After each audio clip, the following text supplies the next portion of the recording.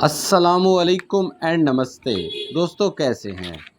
آج درد بھری وہ داستان سنانے لگا ہوں جس کی وجہ سے کلہوڑا خاندان کی نہ صرف عظیم و شان حکومت ختم ہوئی بلکہ بطور روحانی پیشوا بھی مریدین کی ایک بڑی تعداد کلہوڑا خاندان کو چھوڑ گئی۔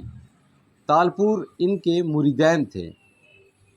یہ جو ڈائنیسٹی ہے کلہوڑا ڈائنیسٹی، آج ہم جو جا رہے ہیں یہ چھٹے سندھ کے حکمران میاں غلام نبی کلہوڑوں کے مقبرے پہ جا رہے ہیں۔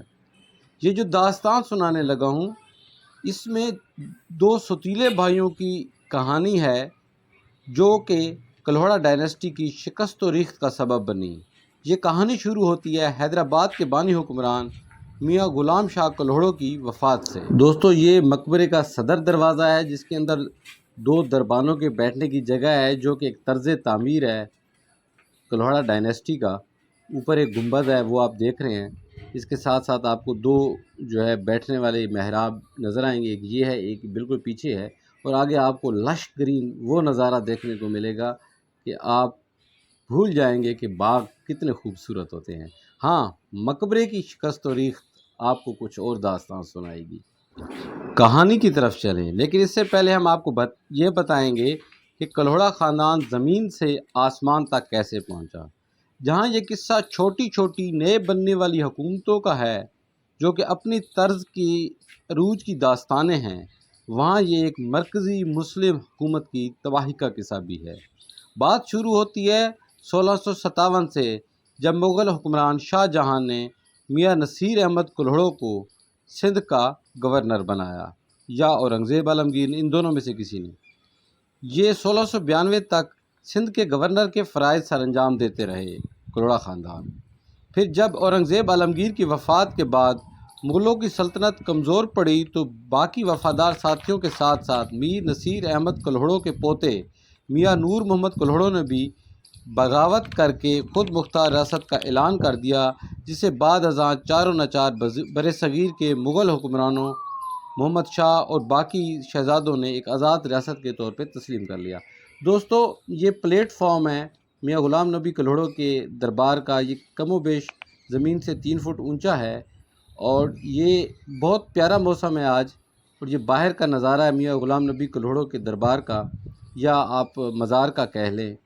یہاں اس طرح رونق نہیں ہے جس طرح میاں غلام شاہ کلہوڑوں جو ان کے بڑے اور ستیلے بھائی تھے ان کے مزار پہ ہے۔ وہ تو ایک صوفی کا دربار بنا ہوا ہے، اور یہاں تو عروج سے زوال کی داستان نظر آتی ہے۔ اچھا، ہم بات کر رہے تھے کلہوڑا ڈائنیسٹی کی کہ کس طرح وجود میں آئی۔ پھر وقت آیا جب ایک بہترین حکومت کو سوتیلا رشتہ توڑ پھوڑ گیا۔ یہ باہر والی قبر کس کی ہے ہمیں کچھ معلوم نہیں ہے۔ یہاں زیادہ سے زیادہ میرے خیال میں 9 قبریں ہمیں ملتی ہیں، لیکن غلام شاہ کلہوڑوں جو ہم نے پچھلے ولاگ بنایا تھا اس کا لنک ڈسکرپشن میں موجود ہے، آپ دیکھ سکتے ہیں کلک کر کے۔ وہاں جو ہے ایک پورا کمپلیکس ہے۔ یہ خوبصورتی یہاں نہیں، یہاں لش گرین ضرور ہے۔ اچھا جی، ہم بات کر رہے تھے کس چیز کی کہ ستیلے رشتوں نے اس سلطنت کو کیسے توڑا۔ یہ دردناک واقعہ اس وقت پیش آیا جب حیدرآباد کے بانی میاں غلام شاہ کلہوڑوں فوت ہوئے تو ان کے فرزند سرفراز شاہ کلہوڑوں کو گدی پر بٹھایا گیا۔ دوستو، یاد رہے میاں غلام شاہ کلہوڑوں کے حسین و جمیل مقبرے کا ولاگ ہم اپلوڈ کر چکے ہیں جو اب ایک روحانی دربار کے نام سے مشہور ہیں۔ جب سرفراز شاہ کلہوڑا تخت نشین ہوئے جو کہ بیٹے تھے میاں غلام شاہ کلہوڑوں کے، تو ان کے ستیلے چچا اور میاں غلام علی کلہوڑا کے ستیلے بھائی جناب میاں غلام نبی کلہوڑا اور ان کے بھائی عبدالنبی کلہوڑا کو حسد ہوئی۔ ہم میاں غلام نبی کلہوڑا کے مقبرے پہ موجود ہیں، آپ کو قصہ سنا رہے ہیں۔ اور ان دونوں بھائیوں نے جو کہ غلام شاہ کلہوڑوں کے ستیلے بھائی تھے اور سرفراز بابا کے چچا تھے ستیلے، میاں غلام نبی اور عبدالنبی، انہوں نے سازشیں شروع کر دیں۔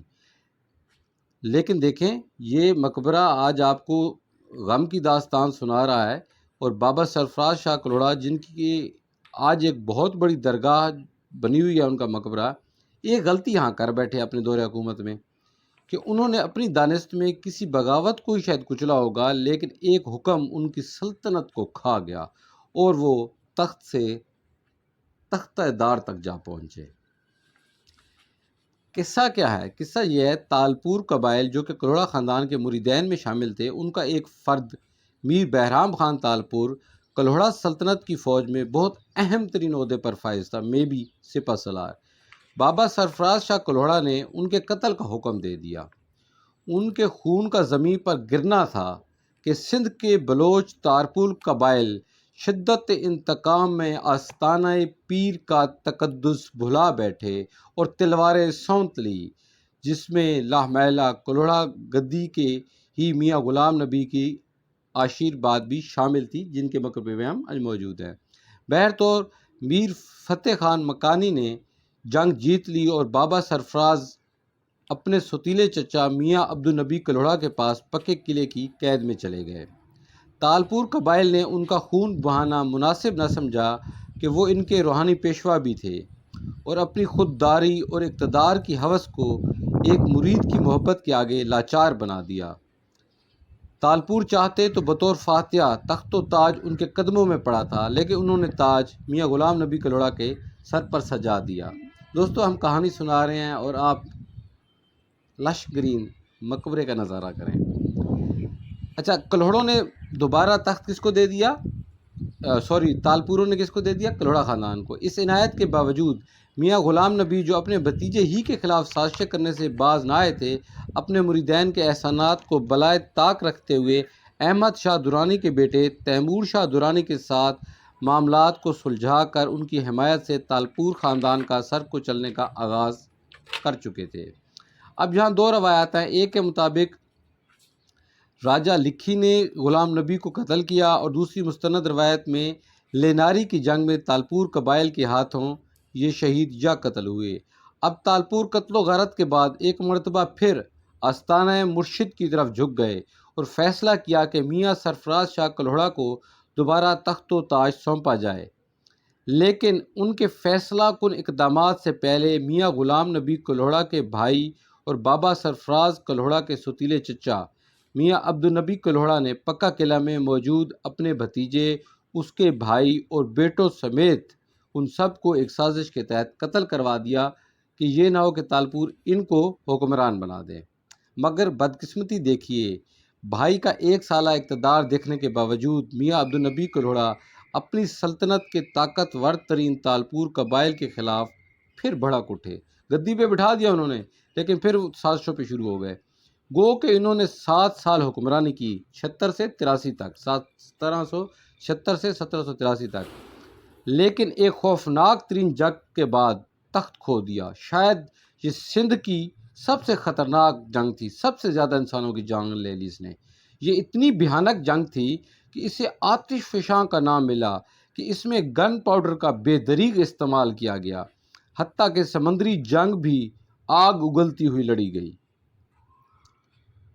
تالپور قبائل کو نادر شاہ درانی نے مغل سلطنت کی آشیرواد حاصل تھی، یعنی کہ تالپور قبائل جو تھے انہیں نادر شاہ ایرانی اور مغل سلطنت کی آشیرواد حاصل تھی، کیونکہ جو کلوڑا تھے انہوں نے بغاوت کس سے کی تھی؟ مغل سلطنت سے ہی کی تھی نا۔ اچھا، اب دوستو، تالپوروں اور کلوڑا خاندان کے درمیان ہوئی جنگ، جسے جنگ ہلانی کہا جاتا ہے، پہلے ہوئی تھی جو جنگ لیناری تھی۔ انہوں نے جنگ ہلانی لڑی جو کہ 1783 میں تالپور حکمرانی کا سنگ میل ثابت ہوئی، اور یوں حیدرآباد، خیرپور، میرپور خاص اور چوتھی سلطنت ٹنڈو محمد خان میں قائم ہوئیں۔ 4 سلطنت ریاستیں کس نے بنائی؟ تالپور خاندانوں نے۔ تالپور بھی شیعہ مسلم تھے، جن کے دور میں سندھ میں اماموں کی ذریعہ بنی، معصومین کے روزوں کی شبیں بطور تبرکات تعمیر ہوئیں، اور سب سے بڑھ کر مولا علی علیہ السلام کا پتھر کا مسلح سندھ لایا گیا، جس کی وجہ سے آج بھی تالپور زندہ ہیں، اور اسی حالت نماز کے نشان ہی تو ہیں جس کی وجہ سے حیدرآباد کو سندھ کا نجف اشرف کہا جاتا ہے۔ تالپور قبائل کی یہ ریاست جنگ میانی میں انگریزوں کے ہاتھوں ختم ہوئی۔ بس ایک خیرپور ریاست بچی کہ اس نے انگریزوں کی باج گزاری قبول کر لی تھی، وہ ریاست بھی بعد میں پاکستان میں شامل ہو گئی۔ اور جو جنگ میانی ہے جو انگریزوں اور تالپوروں کے درمیان میں لڑی گئی ہے، یہ میانی کے ایک ولیج کے قریب 1843 میں لڑی گئی۔ 17 فروری اس دن تاریخ تھی دوستو آپ نے یہ داستان سنی اور کیسے ایک خوبصورت سلطنت ختم ہوئی۔ آپ اب میاں غلام نبی کلوڑا کے مزار کو باہر سے دیکھ رہے ہیں، جہاں پیلے پتھر سے بھی کام کیا گیا ہے، یہ اس کا فرش ہے، یہ اب نیا بنایا گیا، اب ہم واپس جا رہے ہیں۔ تو دوستو اگر آپ کو میرا ولاگ پسند آیا ہے تو اسے لائک کیجئے، کمنٹ کیجئے، سبسکرائب کیجئے، اور اینڈ پہ آپ سے ایک ہی گزارش ہے کہ جس کے لیے میں نے یہ چینل بنایا ہے وہ مجھے مل جائے۔ میرے لیے دعا کیجئے گا کہ مجھے میری کھوئی ہوئی محبت مل جائے، وہ جہاں کہیں بھی ہے میرا اس سے رابطہ ہو جائے، اللہ کرے وہ حیات ہو، سلامت ہو۔ دوستو اگر آپ کو میری کوئی بری بات لگی ہو تو میں معذرت چاہوں گا، بس یہ دیکھ لیں کہ وقت کے حکمرانوں کے مقبرے کس طرح غیر آباد پڑے ہیں، اور جو اللہ سے لگاؤ کچھ نہ کچھ رکھتے تھے، میاں سرفراز شاہ کلوڑا اور غلام علی کلوڑا، ان کے مقبروں پہ آج بھی محبتیں نشاور کی جا رہی ہیں۔ تو دوستو نیکسٹ ولاگ تک کے لیے اجازت دیجیے۔ ہاں، مولا کے قدم کے نشان، مولا علی علیہ السلام کے قدم مبارک کے جو نشان کا ولاگ ہے اس کا لنک ڈسکرپشن میں ڈال دیا ہے، اس پہ کلک کر کے آپ اسے دیکھ سکتے ہیں۔ آپ کو ویڈیو اچھی لگی ہے، آپ چاہیں تو سوشل میڈیا پہ، ٹک ٹاک پہ، انسٹاگرام پہ، فیس بک پہ، اسنیک پہ اس کو شیئر کر سکتے ہیں۔ نیکسٹ ولاگ تک کے لیے اجازت دیجیے، میرے لیے دعا ضرور کیجیے گا۔ بائے۔